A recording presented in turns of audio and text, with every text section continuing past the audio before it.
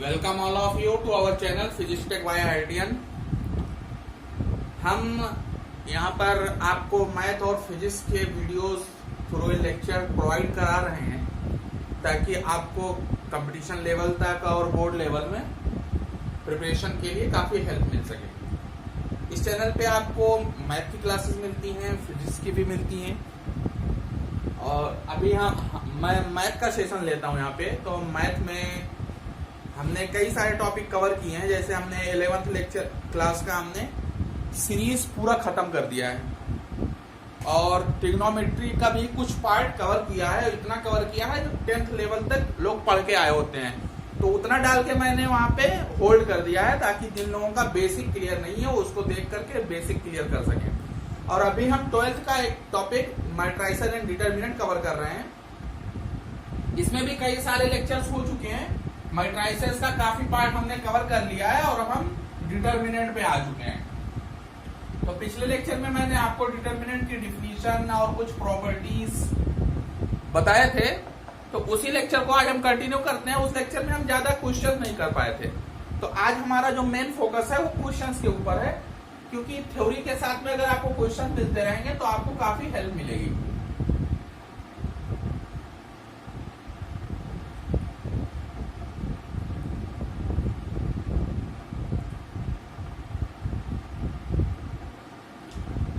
Matrices and determinant के इसी lecture को हम कंटिन्यू करते हैं जो हमारा फ्लो चल रहा है, ताकि हम डिटरमिनेंट को और अच्छे से समझ सकें through a questions.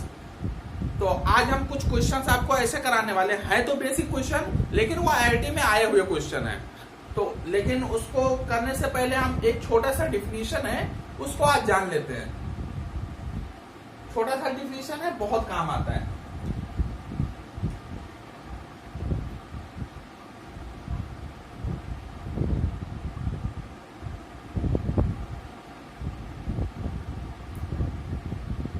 Singular and non singular matrix. छोटा सा डिफिनीशन है कुछ नहीं। ये मैट्रिक्स का ही पार्ट है, लेकिन बिना डिटरमिनेंट के हम इसको डिफाइन नहीं कर सकते। इसीलिए मैट्रिसेस के साथ में हमने इसको डिफाइन नहीं किया था, क्योंकि इसका जो डिफिनीशन है वो ही डिटरमिनेंट है। तो आपका कंडीशन क्या कहता है कि अगर किसी मैट्रिक्स का अगर आपका डिटरमिनेंट 0 हो जाए तो वो क्या हो जाएगा? Singular matrix.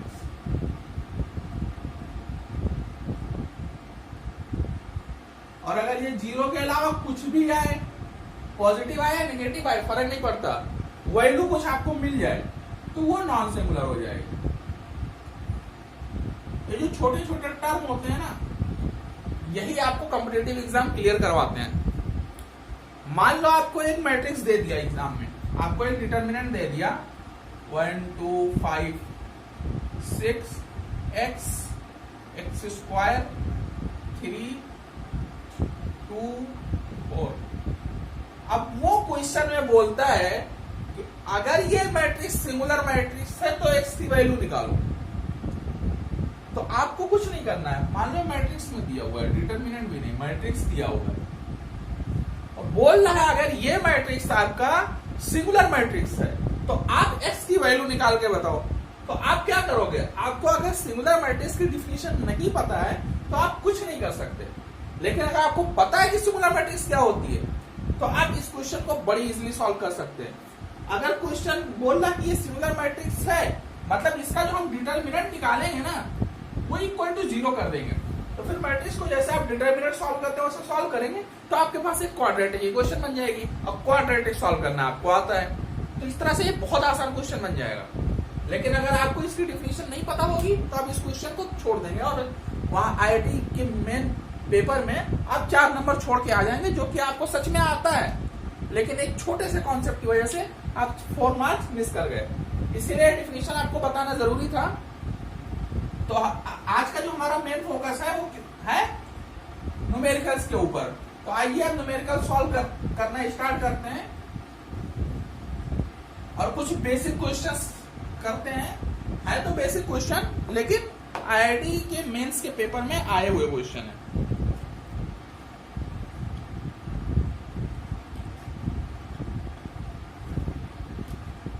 अब क्वेश्चन क्या बोलता है? Find the value of theta. लेकिन थीटा ऐसा वैसा नहीं है, थीटा की जो वैल्यू होगी वो 0 और π/3 के बीच में ही होनी चाहिए। थीटा की आपको ऐसी वैल्यू निकाल के बतानी है जो 0 और π/3 के बीच में हो।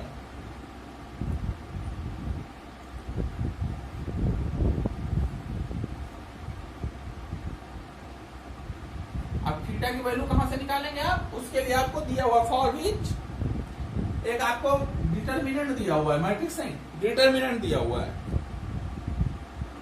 1 plus cos square theta sine square theta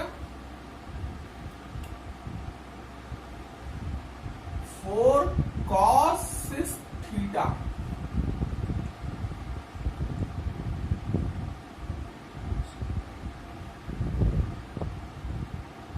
cos square theta 1 plus sine square theta 4 cos 6 theta.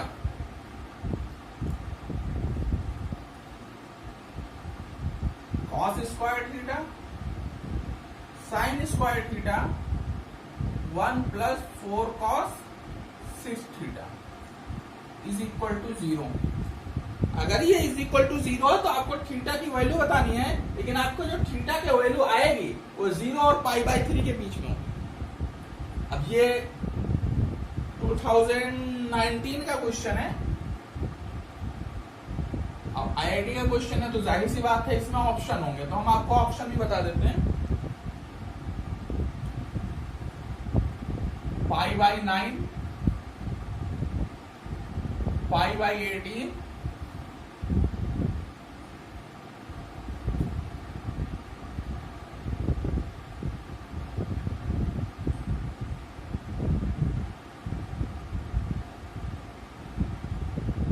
ये आपका कंप्लीट क्वेश्चन है जो IIT में आया हुआ क्वेश्चन है।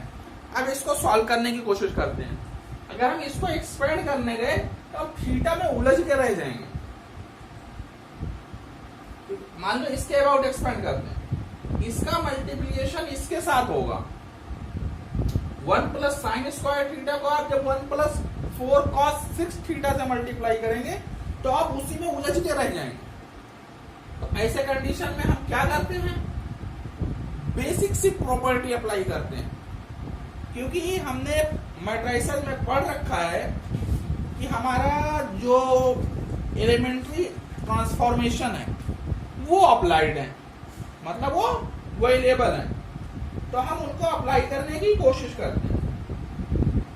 तो सबसे पहला हम लोग ट्रांसफॉर्मेशन करते हैं। यहाँ पे हमें कॉस स्क्वायर थीटा और साइन स्क्वायर थीटा दिख रहा है।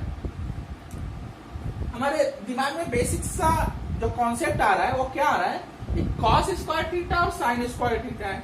अगर हम इन दोनों को ऐड कर दें तो क्या होगा, दोनों को ऐड करेंगे तो वैल्यू 1 आ जाएगी, तो ऐड कर देते हैं। कैसे, हम कॉलम 1 को ट्रांसफॉर्म कर रहे हैं कॉलम 1 प्लस कॉलम 2 से।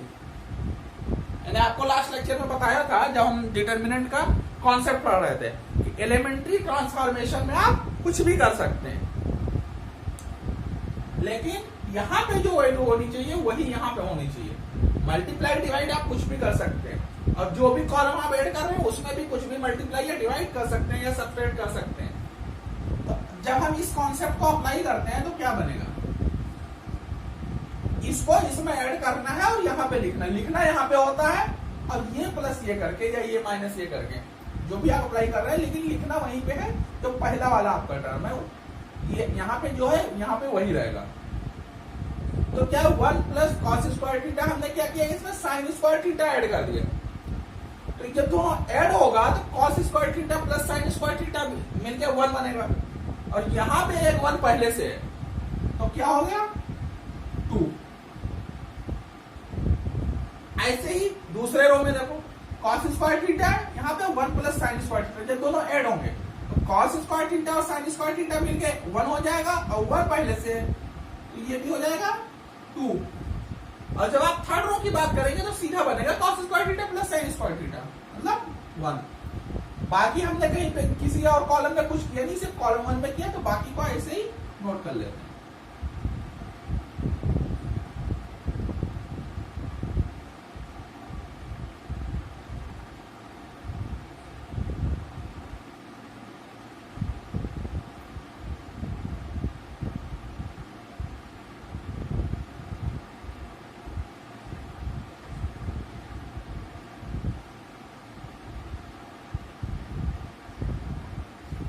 अब देखो,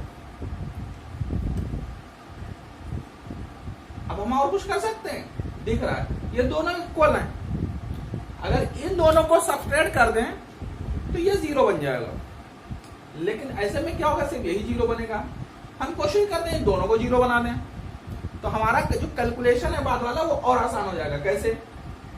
इसमें अगर हम सब्ट्रैक्ट करें इसको डबल करके, इसको डबल करेंगे तो 2 हो जाएगा, और 2 में से 2 माइनस करेंगे तो 0 हो जाएगा। तो दोनों रो में क्योंकि हम कॉलम से कुछ कर रहे हैं तो हमें रो में काम करना होगा, क्योंकि हम सेम कॉलम में बात कर रहे हैं। यहाँ पे क्या था, हम सेम रो की बात कर रहे थे। यहाँ पे हम जो ट्रांसफॉर्मेशन कर रहे थे वो कॉलम की मदद से कर रहे थे, यहाँ पे जो हम कर रहे हैं रो की मदद से कर रहे हैं। तो हम एलिमेंट्री रो ट्रांसफॉर्मेशन लगाते हैं। क्या लगाएंगे? R1 tends to R1 minus 2R3। R3 को हम 2 से मल्टीप्लाई करेंगे और इसमें सब्ट्रैक्ट कर देंगे, और यही काम हम R2 में भी कर देंगे। R2 minus 2R3। तो आपका पहला जो कॉलम बना वो तो 0 0 और 1 बन गया। R3 में हम कुछ कर नहीं रहे, R3 वैसे का वैसे रहेगा। अब आगे वाले में देखते हैं क्या होगा। ये जब 2 से मल्टीप्लाई होगा तो ये हो जाएगा 2 साइन स्क्वायर थीटा, और इसमें से जब ये सब्ट्रैक्ट होगा तो sign square theta minus 2 sine square theta, तो क्या बनेगा? Minus sign square theta. इतना आपको समझ में आया? ऐसे ही इसमें 2 से मल्टीप्लाई हुआ तो क्या बना? 2 sine square theta, 1 plus sine square theta minus 2 sine square theta. तो साइन स्क्वायर थीटा में से 2 साइन स्क्वायर थीटा हटेगा तो माइनस 1 आएगा, तो ये क्या बनेगा? 1 माइनस साइन स्क्वायर थीटा। और लास्ट वाला वो ऐसे का ऐसे रह जाएगा।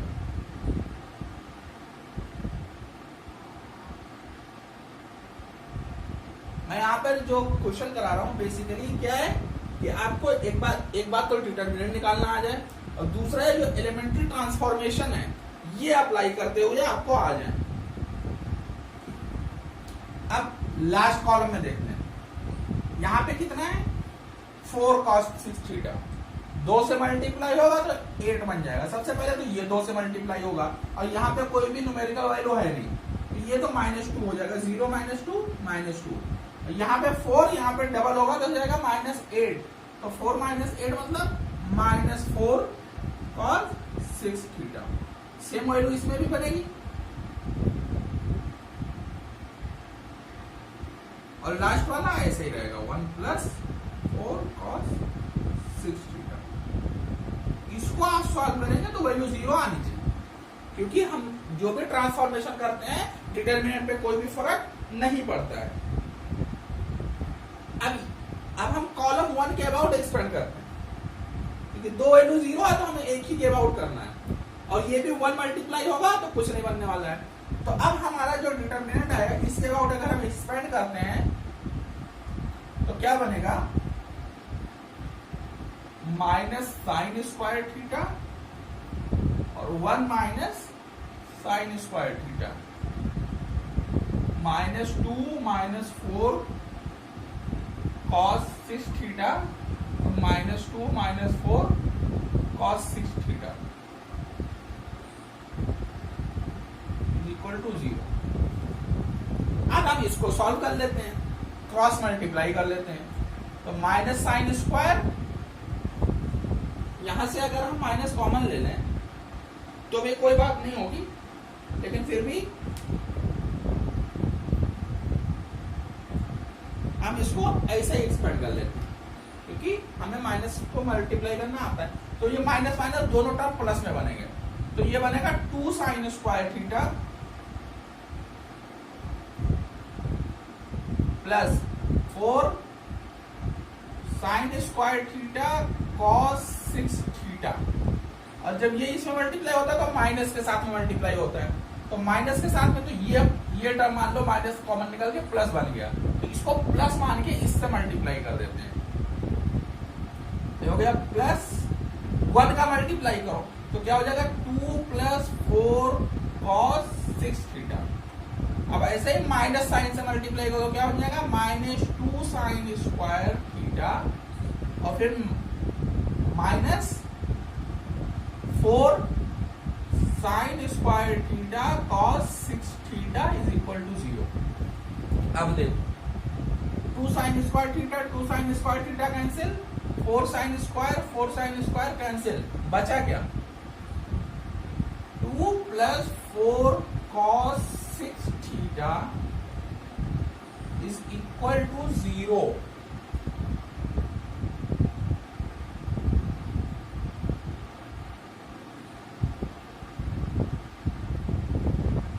ठीक, तो यहां से cos 6 थीटा क्या बन जाएगा, ये 2 उधर जाएगा तो क्या बनेगा -2 और 4 से डिवाइड हो जाएगा, मतलब -12।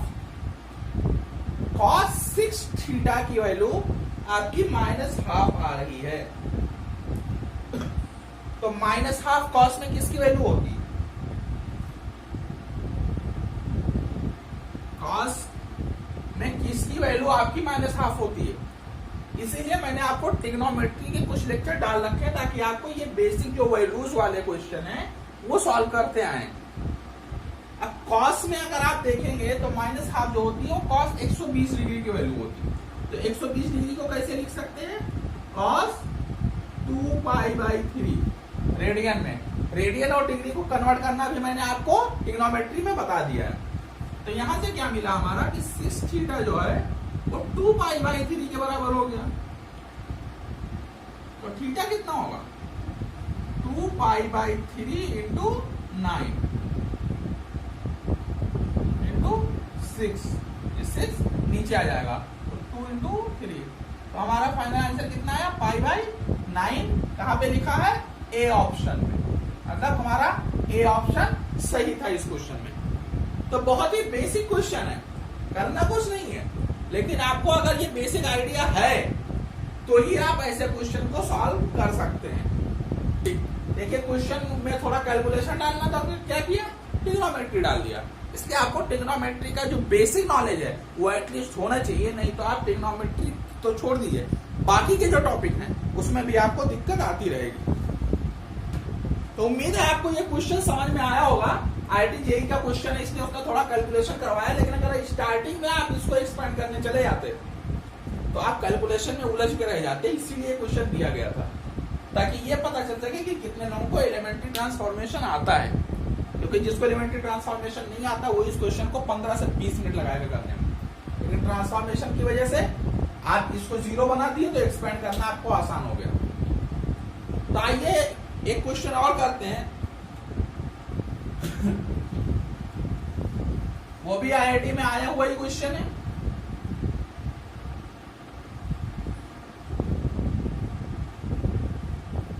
लेकिन है वो भी बेसिक क्वेश्चन, मतलब डिटर्मिनेंट में जो भी क्वेश्चन बनेंगे उसमें कोई और ना कोई और टॉपिक इन्वॉल्व रहता ही रहता है, क्योंकि डिटर्मिनेंट है इतना आसान क्वेश्चन आपको थोड़ी दिया जाएगा। क्वेश्चन पूछ रहा है सम ऑफ रियल रूट्स, आपको क्या निकालना है सम ऑफ, आगे लिख लेते हैं find sum of real roots of the equation. अब इससे आपको क्या पता चला, रियल रूट्स निकालने मतलब आपको क्या सॉल्व करना है क्वाड्रेटिक इक्वेशन, लेकिन आपको दिया क्या है क्वाड्रेटिक नहीं दिया है, आपको यहां पे डिटर्मिनेंट दिया है।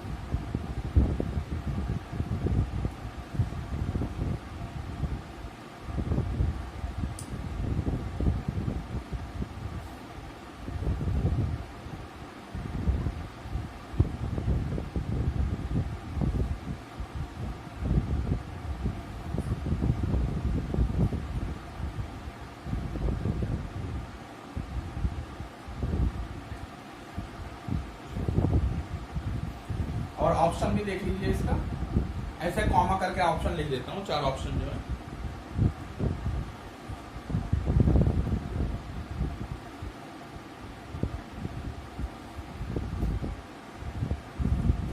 क्या बोल रहा है? Sum of real roots of the equation A equal to 0।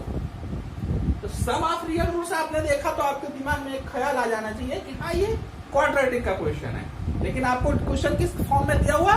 Determinant के फॉर्म में। तो हम डिटरमिनेंट को सॉल्व करते हैं, लेकिन देखिए यहाँ पे आप अगर ट्रांसफॉर्मेशन लगाने जाएंगे तो आपको कोई फायदा नहीं होगा, क्योंकि अगर इसमें से मान लो इसको घट सब्ट्रैक्ट करते तो क्या बनेगा? 2 - 3 ये 5 बन जाएगा, लेकिन है तो एक नंबर ही, और इसको सब्ट्रैक्ट करेंगे तो -3x - 2x - 5x बन जाएगा।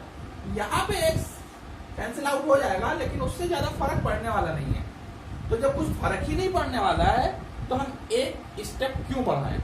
हम यहीं से एक्सपेंड कर देते हैं, क्योंकस्टेप बढ़ाएंगे तो टाइम जाएगा, तो टाइम बचाने के लिए क्या करते हैं? यहीं से एक्सपेंड कर देते हैं। एक्स हम कॉलम 1 के अबाउट एक्सपेंड करते हैं। एक्स तो फिर ये कॉलम छोड़ेंगे, ये रो छोड़ेंगे, तो क्या बनेगा? इसका मल्टीप्लीकेशन इससे साथ होगा, तो क्या हो जाएगा? -3x² - 6x, और फिर माइनस के साथ इसका मल्टीप्लीकेशन इससे साथ होगा, तो क्या बनेगा? -2x² और +6x। ये हो गया। अब अगला कॉलम, अगली वैल्यू लेते हैं। हम कॉलम 1 के आउट कर रहे हैं तो अगला ये आएगा, तो इसके आगे माइनस लगेगा, तो -2। अब ये रो छोड़िए, ये कॉलम छोड़िए, तो इसका मल्टीप्लीकेशन इसके साथ, तो क्या बनेगा? -6x - 12। इसका मल्टीप्लीकेशन इसके साथ, लेकिन माइनस के साइन के साथ, तो ये माइनस माइनस प्लस हो गया, तो क्या बना? +2x। ऐसे ही इसका प्लस आना चाहिए, लेकिन यहाँ पे माइनस पहले से है तो माइनस लगा लेते हैं। अब ये रो छोड़िए, ये कॉलम छोड़िए, तो इसको इससे मल्टीप्लाई कीजिए, -6x + 18। अब इसको इसके साथ, लेकिन माइनस साइन के साथ, तो माइनस साइन हमारा आना चाहिए, और ये माइनस मिलकर प्लस हो रहा है, तो हमारे पास माइनस आएगा 3x। ये इज इक्वल टू 0। अब देखिए यहाँ पे ये कैंसिल आउट हो रहा है, और कहीं कुछ कैंसिल आउट नहीं हो रहा है, तो -3x² - 2x², तो इन दोनों को आप ऐड करेंगे।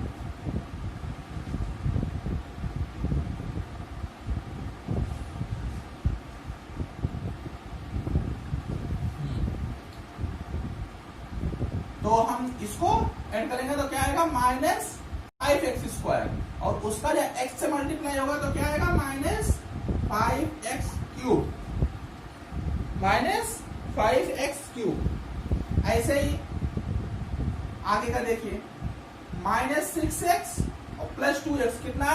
-4x। तो माइनस माइनस मल्टीप्लाई होकर क्या बन जाएगा? प्लस। कितना है? -4x, और 4 × 2 8x, और ये -12 है, तो इसका 2 से मल्टीप्लाई होगा तो +24।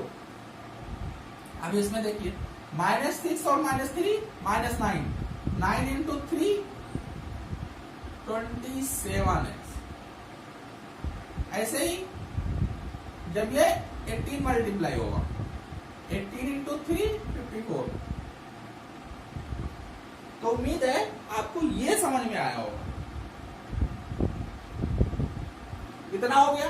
अब इसको थोड़ा सा सिंप्लीफाई कर लेते हैं, क्योंकि x 2 जगह है, कांस्टेंट 2 जगह है, तो क्या हो जाएगा? -5x³ 8 और 27 +35x, और 24 में से अगर 54 निकालेंगे तो -30 आएगा। अब इसको हमें चूंकि पता है, हमें जो क्वेश्चन सॉल्व करने का जो प्रैक्टिस है, उसमें पहला जो हमारा टर्म होता है उसके आगे माइनस नहीं होना चाहिए, तो क्या करते हैं? माइनस से मल्टीप्लाई कर देते हैं। तो क्या एक काम करते हैं, माइनस को छोड़ो, -5 से मल्टीप्लाई कर देते हैं, तो क्या बन जाएगा? x³ -7x और +6 = 0। इतना बेसिक सा टर्म बना है। अब आपको पता है सम ऑफ रूट क्या होता है? सम ऑफ रूट क्या होता है? -b/a ये आपने पढ़ा होगा। लेकिन फॉर्म क्या होता है, ax³ plus bx² plus cx plus d equal to 0। इस फॉर्म में अगर आपका इक्वेशन है, क्योंकि क्यूबिक इक्वेशन है तो क्यूबिक से स्टार्ट कर रहे हैं, तो -b मतलब x² के बगल में जो भी लिखा है, x² कहाँ है ही नहीं, है ही नहीं, तो वैल्यू 0। और a कितना है, जो x³ के आगे लिखा है, तो x³ के आगे क्या लिखा है 5, मतलब इसका जो आंसर आएगा वो 0 आएगा। मतलब आपका ये जो पहला वाला था यही सही है। तो ये बहुत ही बेसिक क्वेश्चन था, लेकिन आपको सॉल्व करते आना चाहिए। अगर आपको सॉल्व करते नहीं आएगा तो फिर प्रॉब्लम हो ही जाएगी। तो उम्मीद है आपको ये जो मैंने आपको डिटर्मिनेंट के आज क्वेश्चन कराए हैं, ये आपको बहुत अच्छे से समझ में आया होगा। अगर आपको समझ में आया है तो वीडियो को लाइक करें, दोस्तों में शेयर करें, और जिन्होंने हमारे चैनल को सब्सक्राइब नहीं किया है वो अभी सब्सक्राइब करें, ताकि आपको ऐसे ही और क्वेश्चंस आपको फ्यूचर में मिलते रहें। और आप सब्सक्राइब करने के साथ बेल आइकन को जरूर प्रेस करें, ताकि जब भी वीडियो अपलोड हो तो आपको नोटिफिकेशन मिले और आप तुरंत अपने उस टॉपिक को रिवाइज कर सकें। और जिन्होंने अभी उस टॉपिक को नहीं पढ़ा है वो उसको अच्छे से समझने की कोशिश कर सकें। एक बार में समझ में ना आए तो रिवाइंड करके दोबारा देखें, तो आपको उम्मीद है बिल्कुल समझ में आ ही जाएगा। इसी के साथ हम आज का लेक्चर एंड करते हैं। फिर मिलेंगे अगले वीडियो में, अगले लेक्चर में। तब तक के लिए आप अपना ख्याल रखें और पढ़ाई करते रहें, क्योंकि पढ़ाई लाइफ के लिए बहुत इंपॉर्टेंट है। इसी के साथ वीडियो एंड करता हूँ। Thank you.